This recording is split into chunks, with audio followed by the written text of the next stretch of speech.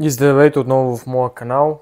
Пускам това видео, защото просто ми минаха доста месеци и седмици, в които не съм записал видео и не съм се обръщал пряко към вас. И днес се чудих, нещо вътре в мене ме ровеше, искаше нещо в мене да запише видео. Може би нещо ми е казало, че трябва да запиша тези думи и се чудих на каква тема да запиша видеото. Мислих от към това да коментирам популярни теми и да коментирам популярни проблеми в България, но реших, че най-важните проблеми, които никой не засяга, са тези проблеми, които са вътре в нас. И това са проблемите, които разяждат индивида и в последствие на времето разяждат цялото ни общество.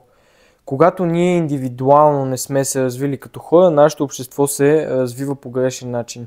И затова е много важно ние да изкореним първо нашите проблеми, че да може да коментираме чуждите. И днес искам да коментирам един проблем, който аз за щастие изкорених. Отнеми много време и в момента мога да кажа, че дори мога да помагам на други млади момчета, млади момичета, които страдат от такъв проблем. Не знам, може би повечето от вас са гледали моите видеа, но аз все още имам белези от тази ми история. Имам и отзаде на главата. Това са петна по главата ми. Много добре се виждат. Отзаде имам повече. И това е нещо, за което искам да говоря днес. За нашата несигурност като хора. Абсолютно всеки един от нас, независимо на колко години е, има някаква несигурност в себе си, с която се бори. И моята несигурност започна в втори клас. И това е моята несигурност, да имам петна по главата. Да чукам на дърво, за сега се оправят петната, преди бях по-зле, като в течение на видеото вие ще разберете колко зле съм бил. Искам да започна малко по-философски и както започнах с моето твърдение, че проблемите на индивида са проблеми на обществото, които не са решени, искам да ви кажа, че започнете ли да работите над себе си и започнете ли да решавате тези проблеми, обществото много повече ще получи плюс от вас, отколкото минус. Когато вие сте с комплекси, когато вие не сте решили някакви вътрешни травми или външни травми, вие не допринасяте с абсолютно нищо на обществото и при най-малкия конфликт вие започвате да нападате другите. И съм ставал свидетел на това нещо. Млади момчета или млади момичета, които имат несигурности в себе си, са най-склонни да съдят другите. Дали по улиците, дали в училищата, всеки е готов да обижда другия. И аз съм ставал жертва на подобно нещо, на една детска несигурност, аз го наричам това нещо. Дори тинейджери на 17-18, че дори 20 години ги наричам тинейджери, хора, които не са озряли и не са работили на травмите си, са склонни да обиждат другите. Та проблема ми с косата и с тези петна започна от втори клас. И това нещо изключително много ме мъчеше. Защото това нещо е изключително неочаквано за едно младо момче и изведнъж да почне да му пада косата на петна. С родителите ми по какъвто и да е начин сме опитвали като малък да решим проблема. В края на краищата намерихме решение, което в момента съм изключително благодарен, тъй като в момента петънцата са много малки и почти незабележими на някои места и се възстановявам, слава Богу. Но когато бях малък и когато за първ път започна това нещо, то беше изключително инвазивно. Имал съм моменти в живота си, в които аз съм нямал една вежда и тук все още ми е малко по-реха веждата, но като малък нямах дясна вежда. И изключително много се забелязваше. Нямах почти коса на никъде, имах само карта, аз така ги наричам островчета, имах само тук коса и всичко друго голо. И миглите ми почнаха да опадат по едно време. И като едно младо момче, което те първа навлиза в света, ти естествено искаш да имаш момиче до себе си, да те харесват момичетата, да имаш повече приятели и така нататък. Но и тук идва реда на ученическите и тинейджерските несигурности, които се борят с теб. И в много лош период от моя живот се случи това нещо, именно в тинейджерските години. Аз бях на 9 години, започна бавно и слабо да се появява и вече когато бях в пубертета на 14 години, беше най-инвазивно. И не мога да ви опиша ужаса да си на 14 години и да трябваш да си бръснеш главата, не защото искаш да се правиш на батка, а защото просто нямаш коса. И това беше живота ми в продължение на 10 години. Аз да си бръсна главата, не защото искам да се правя на батка, а защото просто нямах коса и не можеше да ми порасне навсякъде коса и не исках да бъда на петна. И да си на 14 години не му пожелавам на абсолютно никой да знае как да си използва самообръсначка върху главата. Да си нарязваш толкова пъти главата, че да ти кърви главата и после с нощи да те боли. Но това нещо са моите белези в пътуването ми в преодоляването на травмата, с която аз ще ви споделя как се оправих. Та навлизах в пубертета, косата ми не се оправяше и опадаше, ходих на училище и в мен се изгради една несигурност в косата ми и как изглеждам. И както повечето хора правят, нашите несигурности биват скрити. В перифразен смисъл несигурностите на някои хора относно това как се изградили като хора се скриват с маски. Как се държат пред другите хора, как се изразяват пред другите хора, какви неща казват. Но аз физически имах несигурност как изглеждам, затова аз закривах в период от 10 години моята глава с шапка. По какви ли не начини, какви ли не шапки съм носил, от зимна шапка до лятна шапка. През зимата съм носил такава шапка, която е плътна до главата, не съм я свалял до пролета, защото ми беше твърде студено. Ако я свалих, щяха да ми се видят петната и така нататък. Тотален ужас. Закривах несигурността си с мисълта, че хората ще ме възприемат по-добре, по-нормално, чувствах се различен от другите и това нещо много ме дистанцираше от хората и по едно време даже не знаех как да говоря с хора. Когато някой застанеше срещу мен, аз не можах да го гледам в очите, защото си мислех, че той ще ме съди за моята несигурност. Пак го повтарям. Когато имах най-големи проблеми с моята коса и се криех с шапка, за да не виждат хората моите петна, в момента, в който аз трябваше пряк контакт да имам с някой човек без шапка или дори с шапка, аз не можех да ги гледам в очите, защото си мислиш, че те ще ме съдат. Защото нося шапка, защото имам петна. Но в края на краища нито от тези два варианта не бяха вярни. Никой не те съди. Никой не те гледа. Никой не се интересува ти как изглеждаш. Те те виждат като един човек, като един от тях те виждат. Абсолютно всичко ти е в главата и ти трябва да го осъзнаеш и да си го избиеш от главата. Никой не те съди за това как изглеждаш. Това са само глупаци, които, както обясних в началото на видеото, не са преодоляли своите детски травми. Но когато застанеш срещу един емоционално интелигентен човек, човек, който е бодър, човек, който е усмихнат, той не забелязва твоите несигурности и даже ги превръща в твоите най-силни страни.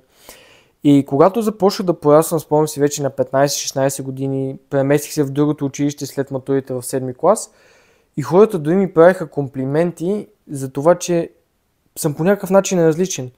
Харесвам ти петната, изглеждаш уникално, мислиш си да станеш модел, защото няма такива хора с такива проблеми. И наистина започвах да развивам едно самочувствие в себе си, което ми даваше малко глътка въздух в моменти, в които се чувствах най-долно и се чувствах най-различен от абсолютно всеки. И никога няма да забравя, тук идва и частта, в която аз преодолях прекриването на моя проблем и спирането на носене на шапка. Запознах се с едно момче, казва се Теодор, ще му кажа истинското име, макар и вие да не го познавате. Бяхме съученици и след училище останахме в училище да си говориме и се разхождаме по коридорите и в един момент, докато ходи до мен, ми сваля шапката.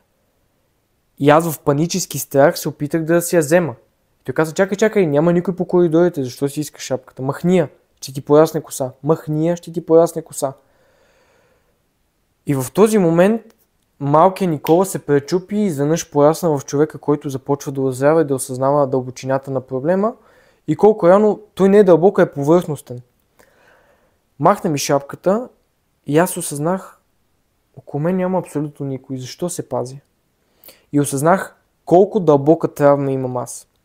Дори когато нямам хора, от които ме е страх да се покажа несигурен, мен пак ме е страх да си махна това, което прикрива моята несигурност.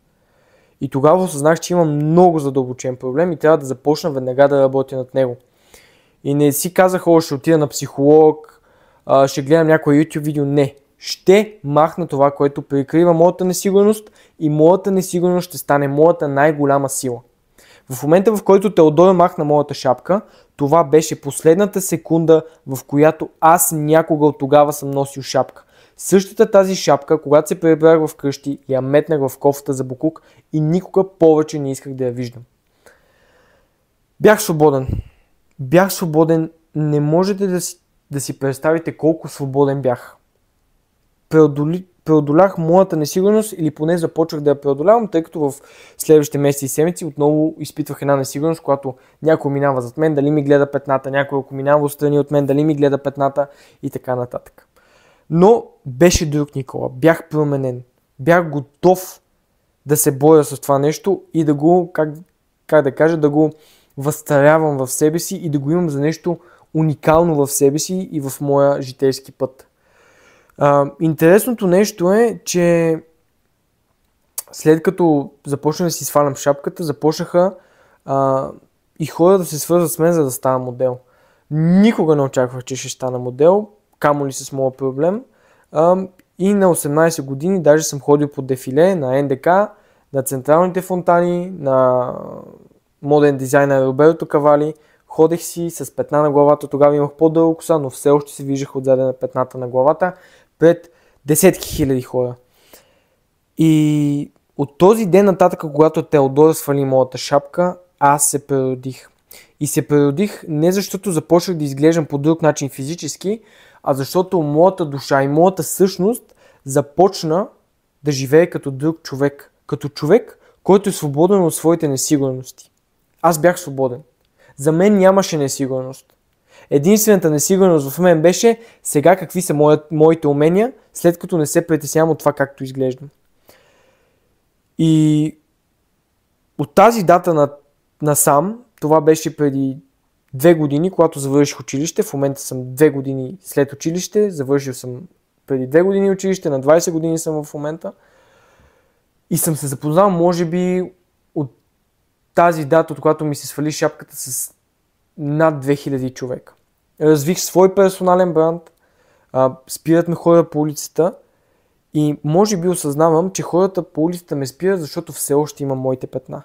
Когато някой ме задмине, може да познае, че съм аз, защото аз имам петна.